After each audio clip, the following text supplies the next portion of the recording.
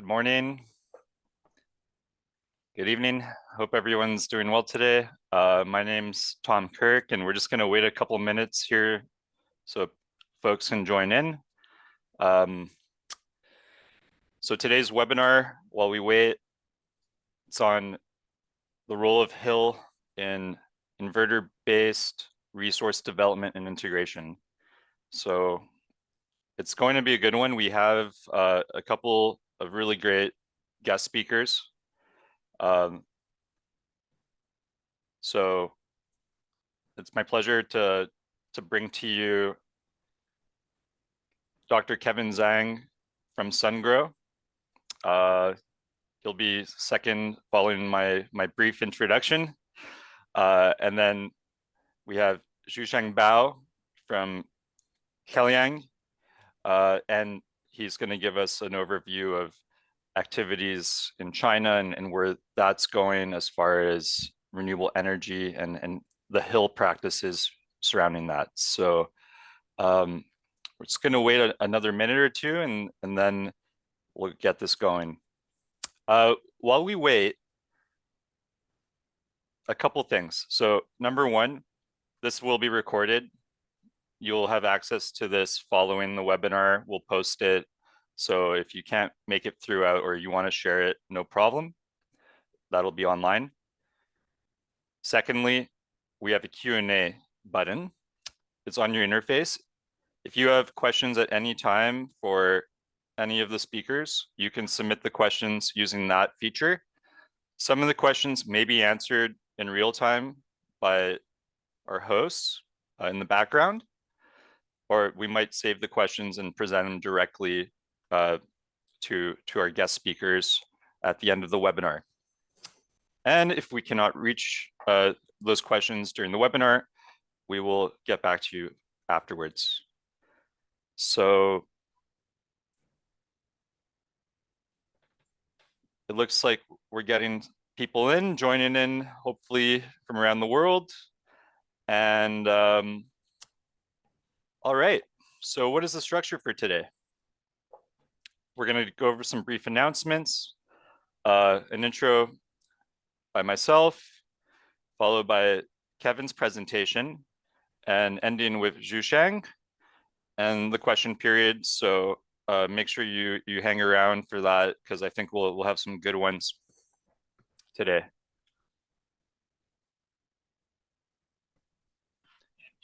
All right, so a lot of you might already know about OPLRT's presence at the IEEE PS General Meeting. This year it's in Seattle. Don't forget to register for that. It's more casual than the conference, so you're going to expect some retro video games, some good demos, especially focused on the hot topics at hand. You can find registration links online at our website or on LinkedIn. Just look out for the promotions. Following that, on the Friday, we actually have another event more focused on learning. So it's the university morning. What you will have offered to you there is the ability, or the opportunity, I should say, to learn about real-time simulation, including some courses that are being offered between 8 a.m. and 12 p.m. Pacific. So you can also register for that, or reach out to us directly if you want more information. We'll be at Seagrey Paris, so if you happen to be there, come say hi. That's in late August. And finally, if you haven't been to one of our RT events, this year's is international.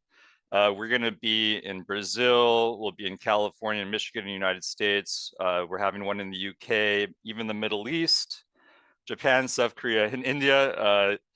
The dates are all there, but if you're in that area, definitely register, come say hi. This is a free event, so make sure you check it out. We usually get a really good group of speakers out for that. And also, if you're interested in presenting at any of these events, we also have external people presenting. It's not just OPLRT. people. So definitely keep a lookout for that. Lastly, and this is good because we have more participants joining, we have our Power and Mind magazine, which is really focused on power systems and power conversion in energy. So we actually have two ways you can get this magazine. So you can find it online on our website, but also if you go on LinkedIn, you can actually subscribe to our newsletter. So that newsletter will show up in your feed along with other articles that are published within the magazine.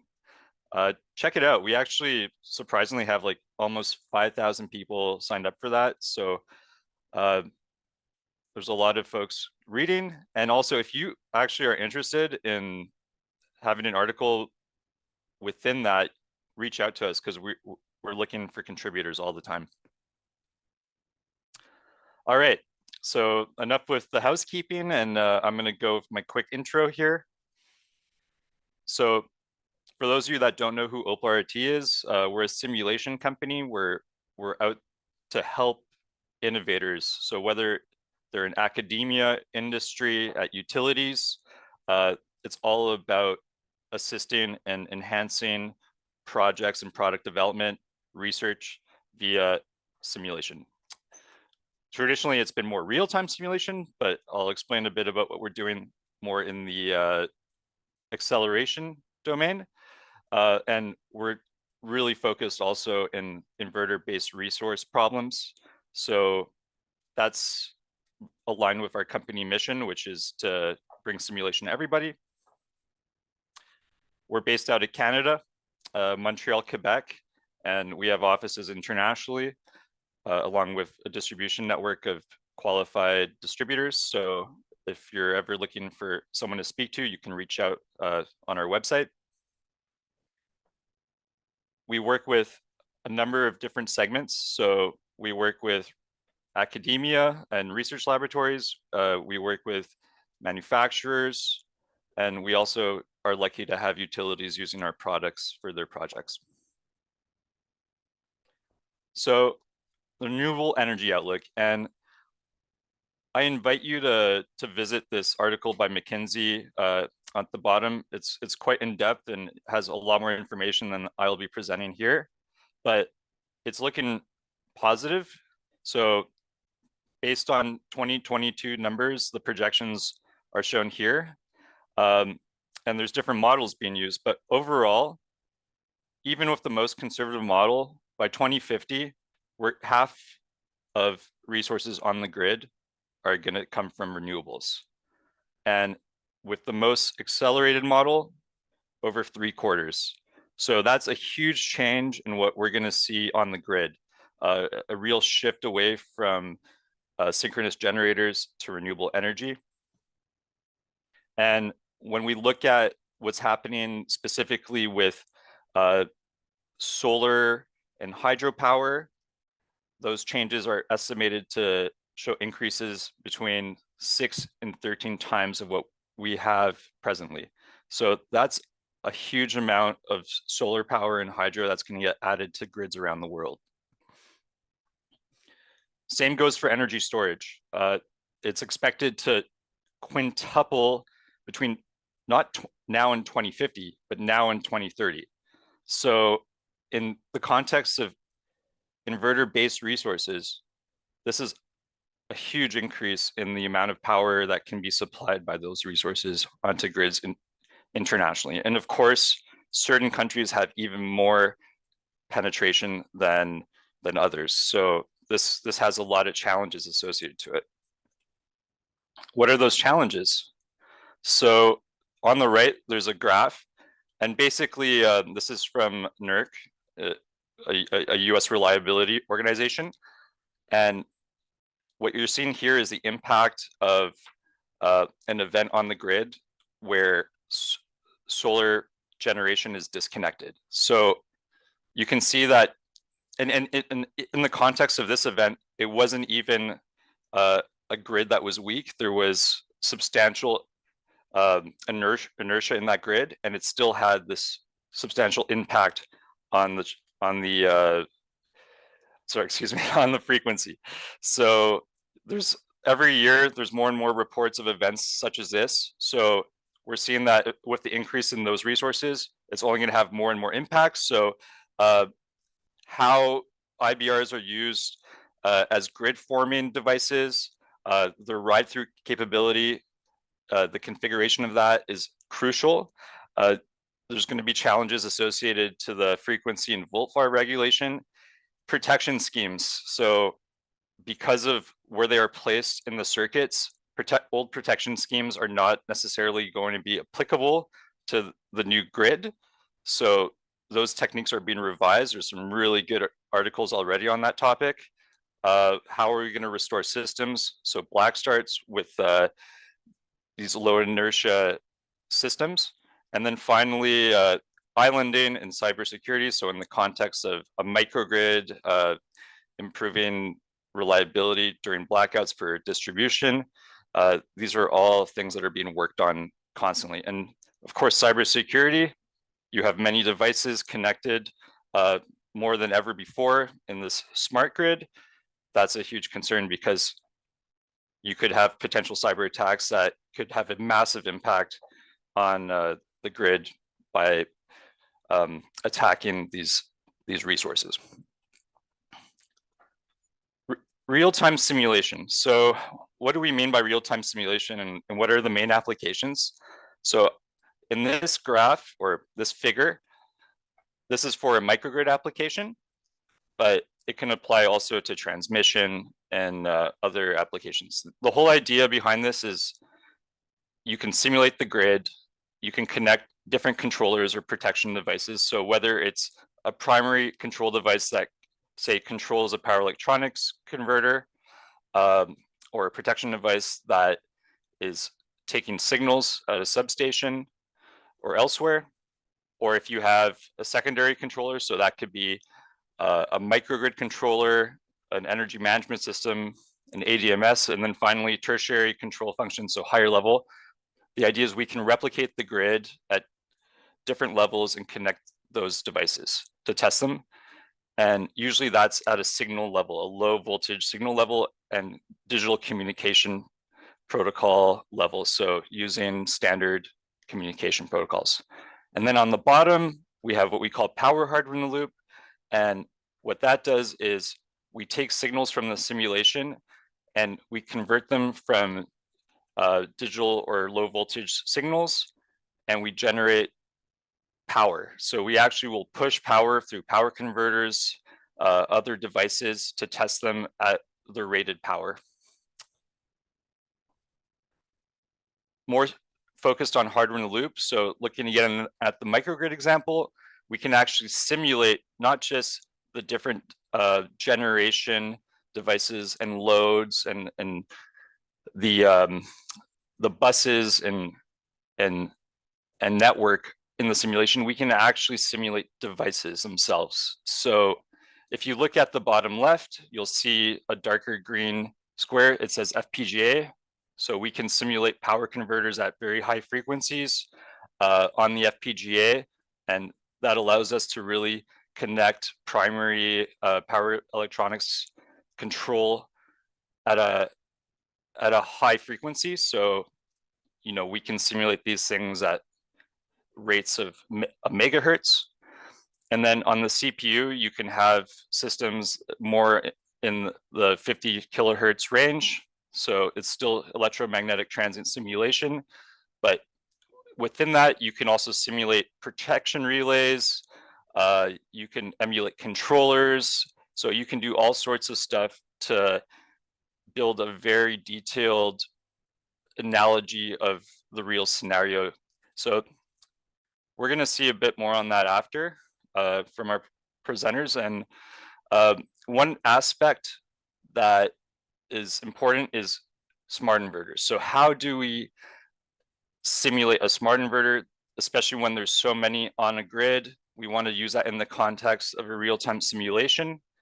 So we actually worked with Resources or Natural Resources Canada, the CanMet office, and we developed a smart inverter library together, which runs on both our main platforms. It's based on IEEE standard 1547, and you can use that to effectively put a simulation of the controls and protection of the smart inverters that reflects or represents grid forming or grid supporting inverters based on that standard. There's a webinar that we did previously on this, so we can point you in that direction if you want to learn more. Finally, I mentioned power hardening loop. It's a huge asset for a lot of different activities. So the one thing is that you're not just testing at a low voltage signal level, you're actually testing devices under rated power. So some of the applications that you can test or perform are type testing. You can have interaction studies with different devices. You can validate vendor models or your own models. You can test protections systems at power. And on the right, I think this is a really good example from Hydro-Quebec that was presented during a previous webinar. They're showing how using P-HIL, they can actually characterize the performance of a solar inverter in a weak and a strong grid setting. So one of the fundamental things here is that when they did these tests, there was actually a closed loop interaction.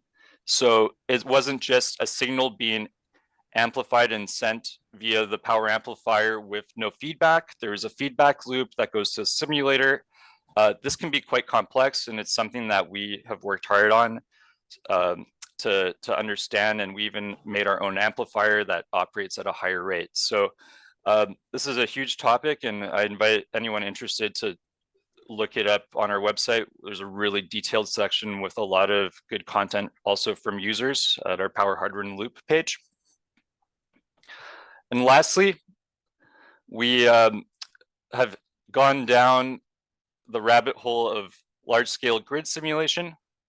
And I say rabbit hole because this is really hard stuff to simulate. We're not just looking at simulating large power systems. We're looking to also simulate the IBR plants and controllers. So you can see on the table on the right, these are some of the numbers of the different elements of the simulation that we were simulating for an Australian network. There's a whole paper on this if you're interested, but it turns out that this is actually a huge challenge, not just because of the grid size, but also because of the controller code that we're implementing within the simulations. So if you're a vendor out there and you want to work with us on these sorts of problems and optimize your code, we would love that, because we can really do great things in this area together. And there's such a growing need for this large scale simulation that we think this is the future. So yeah, we're looking forward to working on these problems going forward. So before we start with our presenter, we have a quick poll, which should be popping up any second. So the first poll is, what is your main objective in attending this webinar? This is just so we can understand what to bring to you down the road. And then which, there's a typo, excuse us, which of the following IBR applications are you most focused on? You can just select one and submit it. So we'll give you a few seconds to complete that.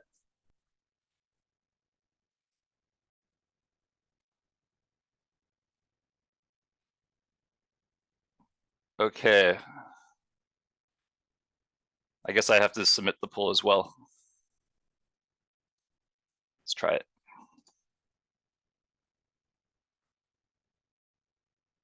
Okay, so I think we can move on.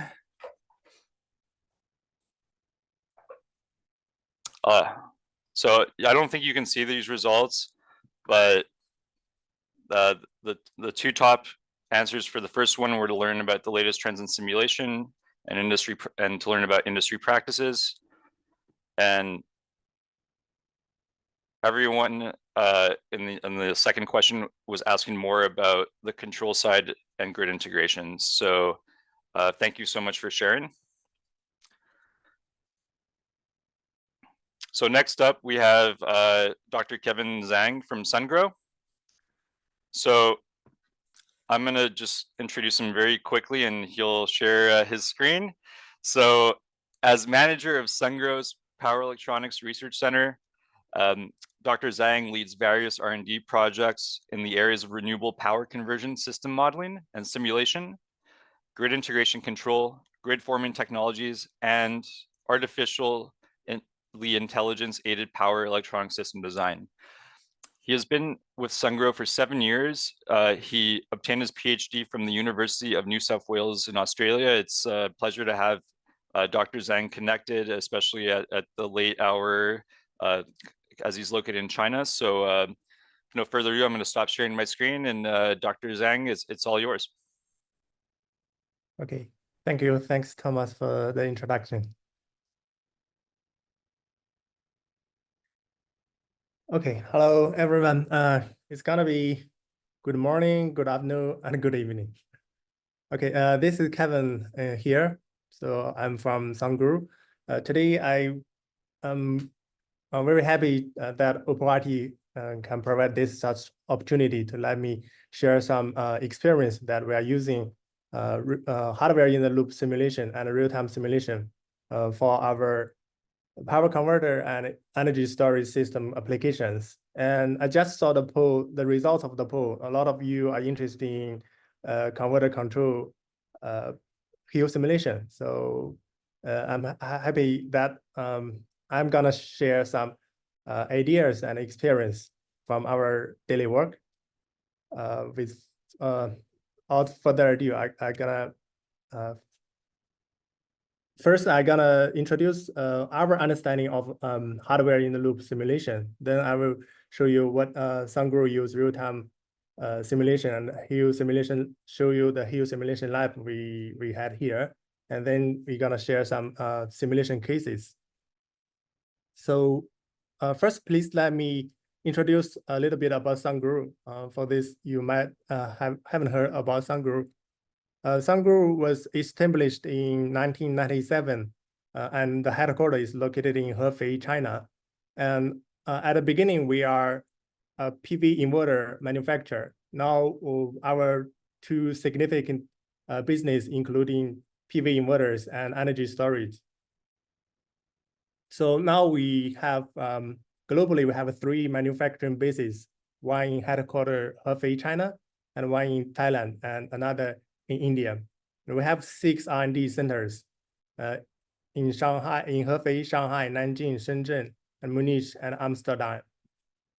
We have 20 plus international subsidiaries, just showing here from North America and Europe, and also Australia and Northeast Asia.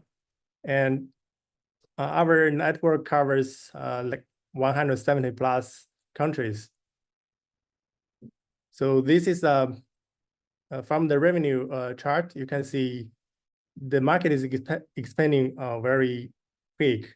Last year, our revenue reaches 10 billion US dollars. And the total installation of PV inverters for last year comes to 130 gigawatts, which is 100 times than the year 2012.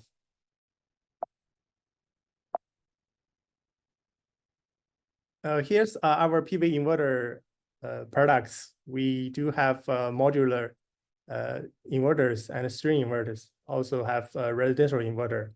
And it's being ranked the #1 in global PV inverter shipment. And here's our energy storage system. So we cover utility scale energy storage and business scale storage system, and also residential storage. So last year, our shipment of storage system reaches 10.5 gigawatt hour. And besides PV inverters and energy storage system, we also have business in renewable energy plants development, wind power converter, and inverter and charger for electrical vehicles. And also we have hydrogen equipment manufacturing as well. So actually across all the business, the HIL simulation is used all across all the business departments. And you may wonder why it is so popular that HIL simulation is in Sanguru. So in the rest of the presentation, I will share with you why this is so popular. So then let me explain from our perspective what hardware in the loop simulation is. So a lot of colleagues that haven't heard of real-time simulation or hardware in the loop simulation, they come to me and ask what it is. So I will always use a metaphor to help them to better understanding what it is. So let's consider a racing game and a power system simulation. So in the this graph shows a real-world racing. So not every of us has a chance to go on a track or to afford a Ferrari or Lamborghini in our real life. So, but we still want to enjoy excitement of racing cars. So what are we gonna do? We can play video games, right? Like Need for Speed. So, but for the video game, you just use the console controller and watch the screen. You cannot feel the motion and the acceleration, right? Then here comes a VR. So that's kind of bridge that connects video game to the real world racing. So it's give you a more immersive way to enjoy the racing. Like you can feel the actual acceleration and the braking. So compared to our real power system simulation, so real world racing equals to real power system, right? And video games just like digital simulation, like Simulink or Piscat. And hardware in the loop simulation is the VR of power system simulation. So the basic I think the base for hardware in the loop simulation is the real-time simulation. You have to achieve real-time to enable hardware in the loop simulation. So what is a real-time simulation? From this clock here, we can see it's running fast than real-world clock. And the second one is slower than the real-world. Only the third one is synchronized with the real-world clock. So we call the third one real-time simulation. Okay, once we can achieve real-time simulation, actually we have a new pathway of simulations that we can connect. I consider real-time simulation as a pathway that connects digital world and to our real world. We can build PV modules, batteries, converter, IGBTs, or grid and loads in real-time simulator, and then connect our hardware controllers to the system, like inverter or PCS controller, BMS, EMS, and PPC controller, and etc. So as Thomas mentioned that there's a power hardware in the loop simulation. The one I'm talking about here today is controller hardware in the loop simulation. So in Sanguru, we mostly use controller hardware in the loop simulation, and the rest of this presentation is all about controller hardware in the simulation, in the loop simulation as well. So I even asked ChatGPT what's the benefits of HIL. So ChatGPT gave me 8 bullet points. I'm not gonna go to detail of each one, but I picked up 3 most significant benefits of HIL provide us from our daily work perspective. The first is enhanced testing and validation. So the realistic testing environment HIL provides can help us to detect software issues in an early time. So that is help our R&D teams to accelerate their software development for a significant amount of time. And the next one is safe testing of edge cases. So we can test extreme hazardous scenarios. For example, for all kind of grid contingencies, like voltage fluctuation, frequency fluctuation, and phase jump. So normally this cannot perform in a real power plant. Otherwise, you may jeopardize the safety of the network and get a penalty from the grid. The last but not least is time and cost efficiency. So it accelerates development cycles by a large margin. So it reduces need for physical prototypes. And when the physical prototype is ready, so 90% of the software test has already been done on HIL. Another reason besides R&D needs, R&D requirement of the HIL is actually the marketing and the solution team also requires HIL simulation. That is because in a lot of areas and countries, they require every grid integration projects to provide HIL simulations. One example is Australian AEMO, and I think that's the first grid operator that requests HIL simulation for their grid connection application, probably around the year 2016. And then now the US ERCOT and California ISO is also require the benchmarking of the pure digital power simulation to benchmark with HIL tests. And also the HIL test already being included in IEEE standards as well. So, and recently, as I learned that in Middle East, especially Saudi Arabia, from the year of 2023, all new grid connection projects has to provide HIL simulation results and all the network connection studies with HIL. Okay, now I'm gonna have introduce a brief introduction of our HIL simulation lab in Sun Group. So actually, we have more than 20 OpenRT simulators. Most of them are OP 5000 and 5700. Due to the FPG capability, so we can simulate very fast switching converter devices up to 60K to 100K. What we use hardware in HIL for testing, we mainly use that for two types of tests. The first is individual converter controller test.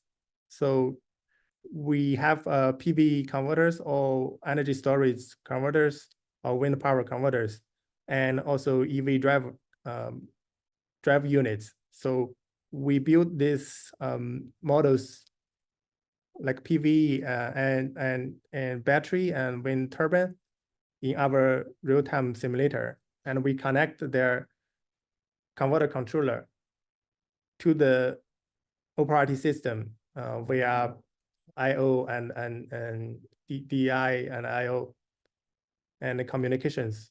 So then we can run the whole system in a closed loop.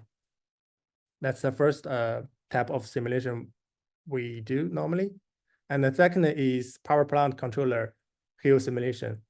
So in this case, we can build like microgrids or large scale power plants in the OpenRT simulation system. And then we connect BMS, EMS, or PVC real controller to the system to test their control algorithms. And another powerful tool is thanks to the comprehensive Python API that OpenRT provides, RTLab provides actually. So we can use Python, pure Python scripts or professional automatic test case managed systems to build automatic HIL automatic test bench test platform. So we can do automatic data collection, analysis, and plot the figure. And also we can automatically generate the test reports. So without human on site. So it's very convenient. It's like we just press the start button, and then at the end of the day, then we come back to the next day. All the tests has been done, like hundreds of tests has already been done, and also the report is generated. And another part of this is it can generate tons of data that we can use for our AI model training. So it's another advantage that if you put together the automation and RTLab, it will generate, it will largely increase the efficiency of testing. So here I'm gonna share some simulation cases that we've done previously. The first one is the simplest, just one inverter controller connect to one real-time simulator to run all kind of grid connection tests. So we built a big grid HIL test platform, so we can test both grid forming and grid following control strategies. We can test their extreme low SCR condition, like we push them to the limit to see what's the lowest SCR the inverter can work. And also we can perform consecutive high voltage read through and low voltage read through tests, and also frequency response tests. And we developed an inverter impedance sky test tool to generate the border plot of our inverters. Here's another usage that we use HIL for model validation, because HIL just takes the actual control hardware from our actual product. So it represents the controller's actual performance in the real product. So we normally use this as a benchmarking for other digital simulation models. Here's a comparison of another digital model with our HIL simulation. Okay, another case is power plant controller HIL test. So in this case, so based on the last only inverter test case, we here included another PCS or EMS. So it connect via IEC 104 or Goose communication protocols directly to our inverter controller. And then we measure the voltage and current at the POC and send to a smart meter, and the smart meter will connect to PPC controller. Then the PPC generates control algorithms based on the voltage and the current measured at the POC and send a dispatch signal to our inverter controller. So in this case, we can mimic a whole power plant. Instead of building a real power plant to test the PVC, we can run almost all the tests of the PVC's function via this HIL test platform. Here's another case that we use two simulators run in synchronization. So in this graph on the right-hand side is our best system hardware in the loop test system. So this is mainly to test our BMS. We have our BMS controllers connect to our cell models in the real-time simulator. And the other side is the PCS controller HIL test platform. So we can use fiber optics to connect these two devices, like these two real-time simulator, and run the whole system simultaneously. So in this case, we can simulate like thousands of battery cells. We together with our BMU, our local controller, and the power plant controller, together with our PCS.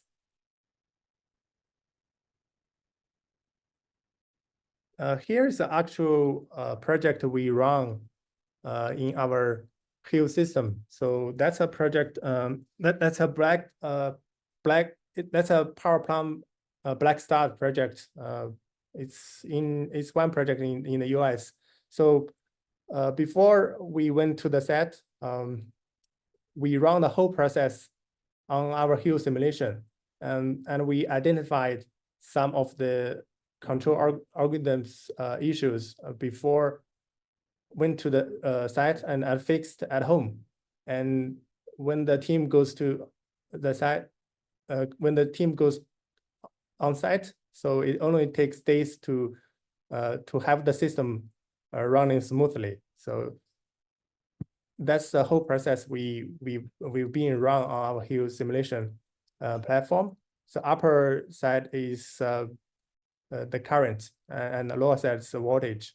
So the first part is multiple PCS startup in synchronization. You can see the voltage is built up gradually, and then we come to the main transformer excitation, and you can see the surged current that's due to the saturation of the transformer, and then some resistive load cutting. Then the other current surge is motor cutting, and here the steam turbine just start up, and our PCS, the voltage here, the PCS just changed from grid forming mode to grid following mode.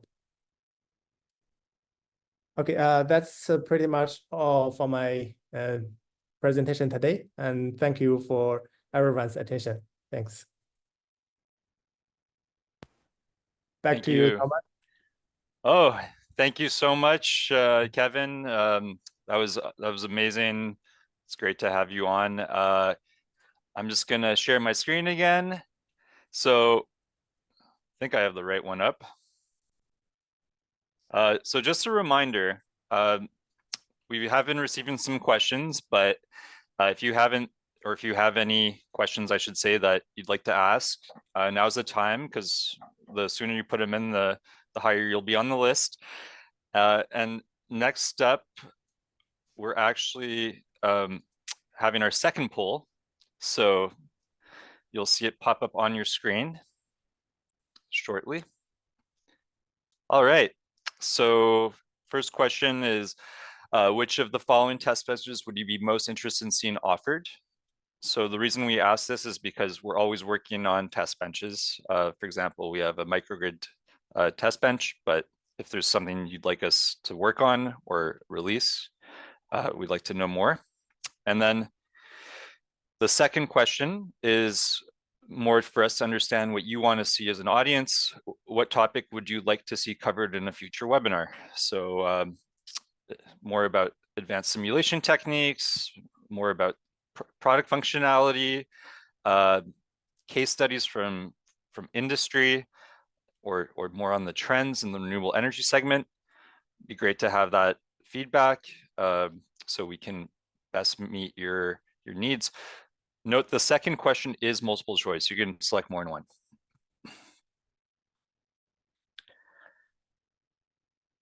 So I'm not sure the results are going to pop up again for this one. So while we're waiting on that, I am going to introduce our next speaker. So it's my pleasure to have Zhusheng Bao, a technical manager of the Integrated Energy Division of Kellyanne. He's in Shanghai. So Zhusheng has long been engaged in renewable energy, integrated energy, and hydrogen energy system modeling and hardware in the loop simulation and test. He's performed in-depth research in renewable energy and hydrogen energy system modeling and simulation, along with system planning and optimization operation. So, and this is our last speaker, but stick around for the question period. And if you can't, make sure you catch recording. So I'm going to stop sharing my screen, and it's all yours, Zhusheng. Okay. Thank you, Thomas. And I will share my screen. Yeah. Okay. Hi everyone. Yeah, this is Xiu Changbao, and yeah, I'm from Shanghai Keliang Company, and I'm very it's been a pleasure, yeah, being invited by OPARTY to attend this webinar.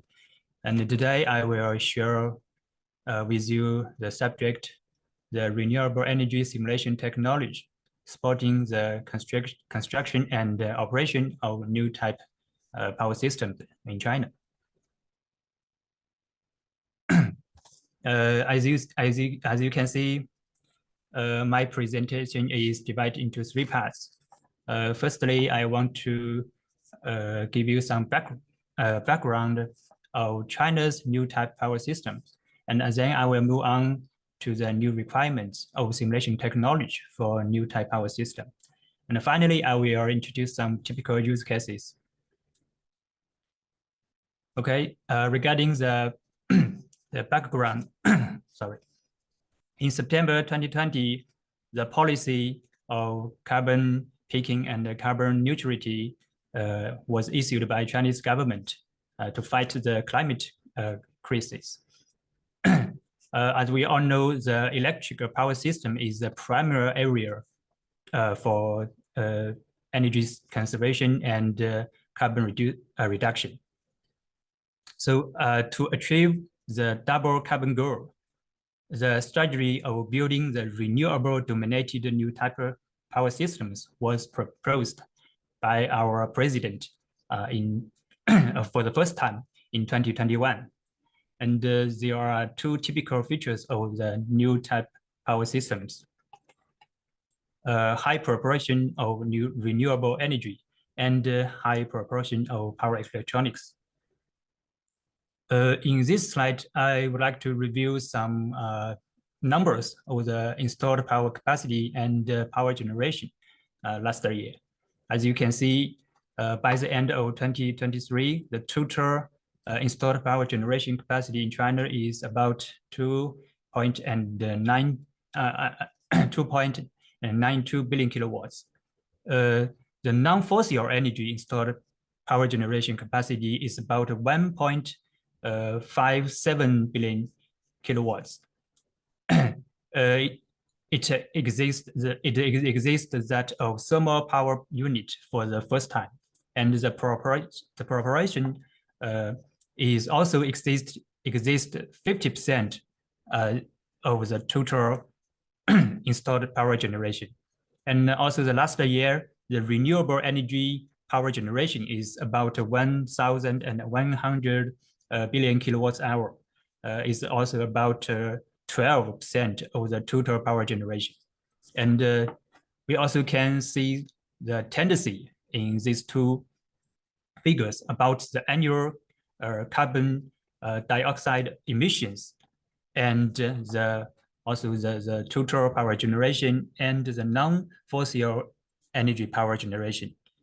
The proportion of the non-fossil energy power generation by the end of 2060. Yeah. So with the construction of China's new type power systems, different types of energy resources are integrated into the power grid. And also the new energy storage is also widely used to supporting the construction of the new power power systems.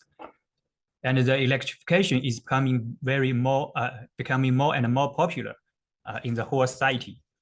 Electric energy is increasingly used in industry, for example, in industry and transportation, and also the community. And this slide, I want us to review the application of the new energy storage. Now, the new energy storage system is a very important spot to the construction of new type power systems. And we can see in this pie chart, by the end of 2023, the total installed capacity of new energy storage has reached 30% of the total energy storage systems. And among all of the new types of energy storage, the proportion of lithium-ion batteries is the highest, almost reach 60%. And then we're talking about the hydrogen energy. In 2022, the Chinese government announced the medium and long-term plan for the development of the hydrogen energy industry. And the hydrogen energy has also been returned to the energy law of the Chinese Republic of China this year. So it will play a very important role in the future energy system. And we can see that the hydrogen electrical coupling is the most important ways to realize the large scale and the long-term storage of the electric energy. Yeah. Along with the rapid development of the new type power systems, the problems and the challenges also rises for the safety and the stability of power grid operation. The traditional generator-dominated power system is transforming to converter-dominated power system. For connecting the new energy and also the the battery energy system to the power grid, the state grid and also the National Energy Administration have issued many technical standards and technical specifications to ensure the safe and stable operation of the power grid. To achieve this, one of the main tools or ways is using the hardware-in-the-loop simulation and the test platform.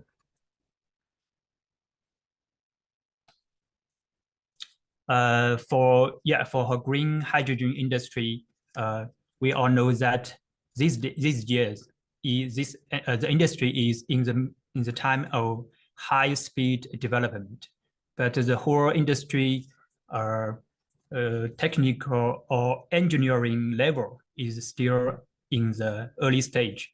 How to improve the skill levels of, for example, the coordinative planning and integrated design and flexible control, and also the energy management for green electricity and green hydrogen and green chemical industry is the current research hotspot and also the pain points right now.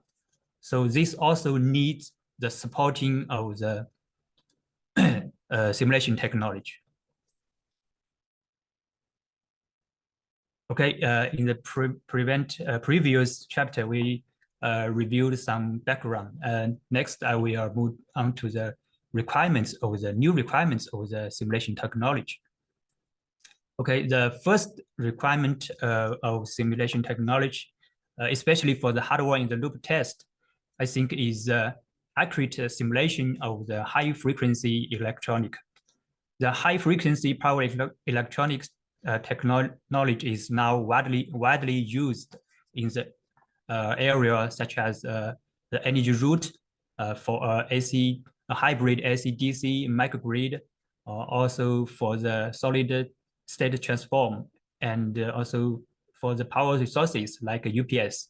And the frequency of the and the switching frequency exceeds 100 kilohertz.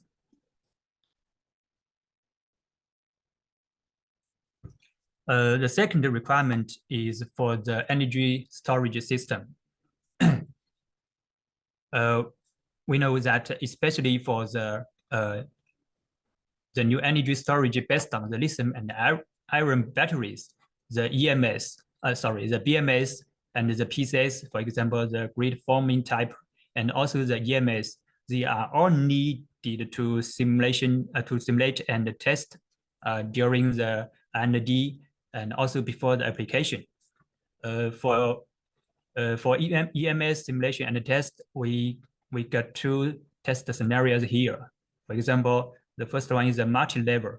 I mean the multi-level controllers like BMS, PCS, and EMS. And also we have the multi-time scale for hybrid energy storage system. We got different types of the new energy storage. The batteries, the supercapacitor, and the compressed air, and so on.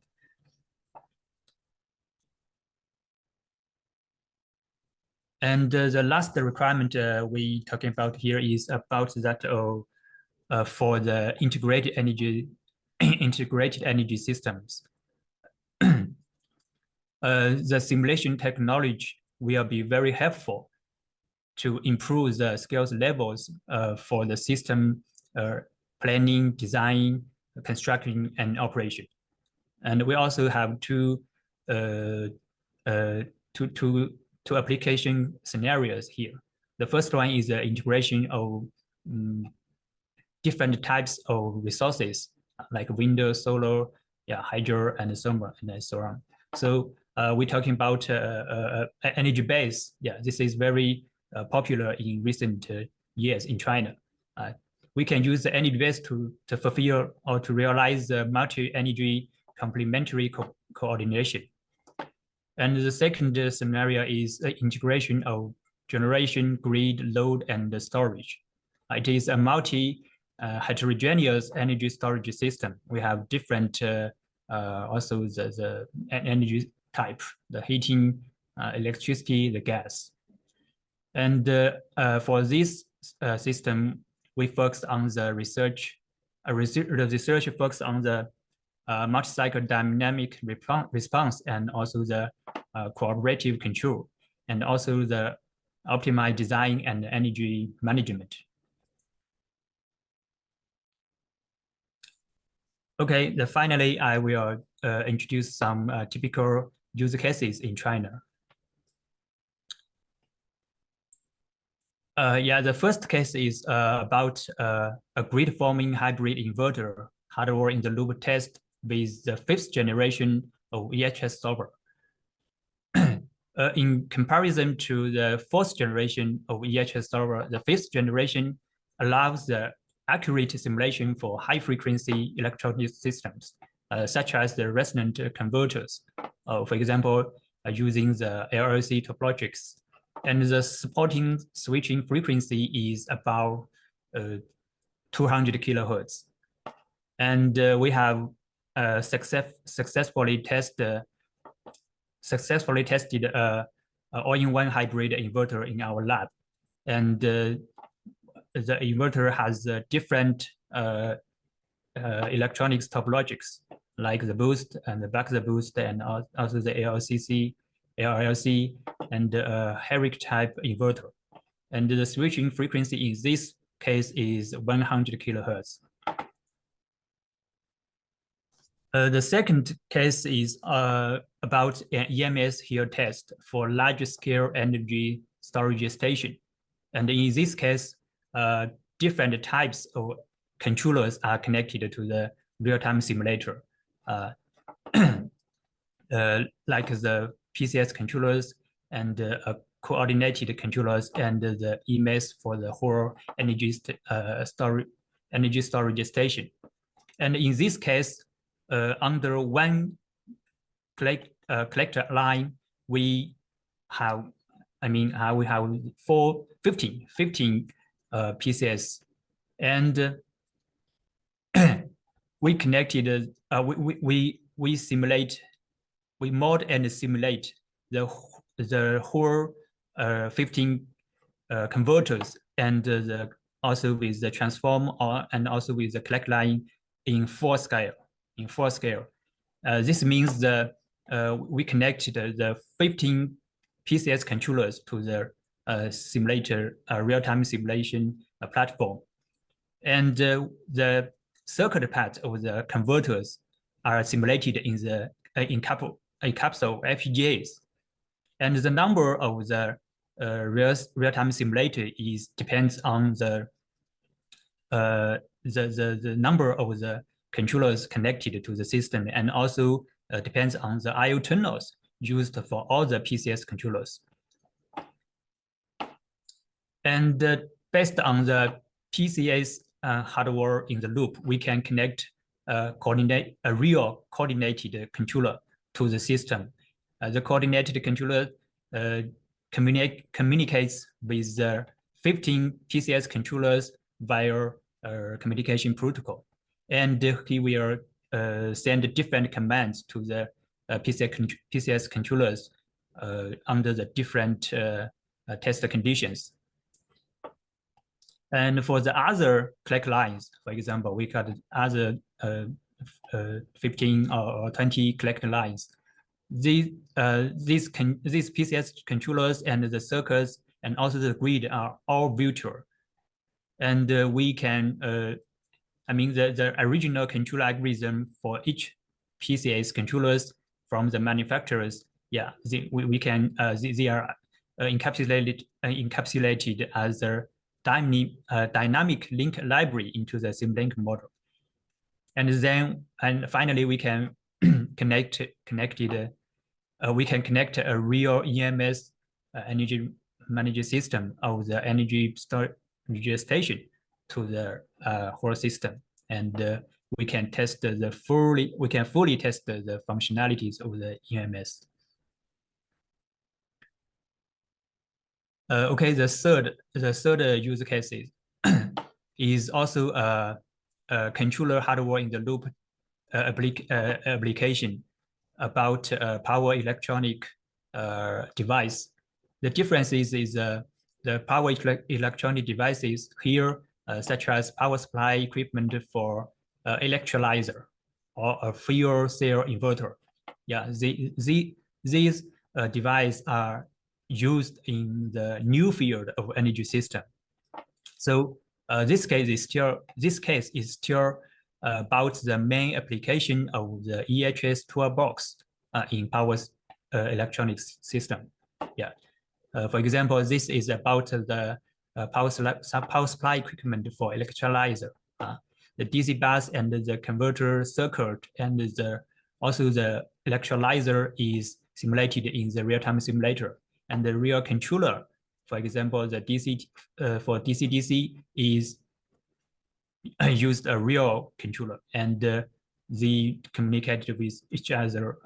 It communicated each other with I/O terminals, I/O interfaces. Sorry. And the last case is also an EMS here test, but for a new type integrated energy system, contains wind, solar, storage, hydrogen, and fuel cell. And the EMS here in this system, the main functionalities is to, for example, to make sure the maximize consumption of new energy, and also to fulfill the multi-energy complementary coordinate, and also the safety and the stability of the system under the different conditions. For example, the off-grid, and also the fault conditions. So based on the here test platform, we can fully test the functionalities and the performance of the EMS here. Okay, this is the end of my share, and thank you all for the listening and attention. Okay. All right. Thank you so much, Zhusheng. So we have reached the end of the presentations. We're a little over, but that's fine. So we're just looking forward to some questions here. Last chance if you need to get some in. No need to share the screen for this. We'll just do it live. So here's a good question for Kevin. So this one comes in and it's a question about requirements. So the question reads, there are different requirements that are coming from transmission operators, TOs. Does SunGrow provide the complete inverter model for additional HIL that TOs want to perform? Or only a PSCAD model? So Kevin. Yep. That's good question, Diego. As you said, that's correct. There's different TO has different requirements. Like some of them just requires a digital model, like in PSCAD or any other design or any other pure digital model. But to validate their model, to validate the digital model, they require a comparison between HIL test results and the digital model result. So you have to do a benchmarking test. So you have to list a comprehensive test cases and overlay the waveforms that's running with HIL and also the digital simulation model. So make sure these two align together, so that can be to assure that your digital model is accurate to represent your actual products. So some TOs requires you to provide also the HIL model and also provide a inverter controller together with the model to them, so they can run tests by themselves to validate your digital model. Yep, that's the answer to the question. Thank you. Okay, thank you. Thank you very much. Another question that came in was someone asked, they would like to know more about co-simulation of two Opal RT systems. Where can we find more information? So it's very dependent on the application. So there's a few different methods to do that. We ask that if you do have such a need, that you reach out directly to us so we can best answer your question. We also, I should mention, can co-simulate with other real-time systems. So if you do have other systems in your lab or other simulators, we can do that as well. Another question we have from the audience is how, and this one's for Dr. Zhang as well, how do you assign and organize your 20 simulators? That is a lot of simulators. Are they for different products? Yeah, if you could give a bit of perspective on how that works, that'd be appreciated. Yep.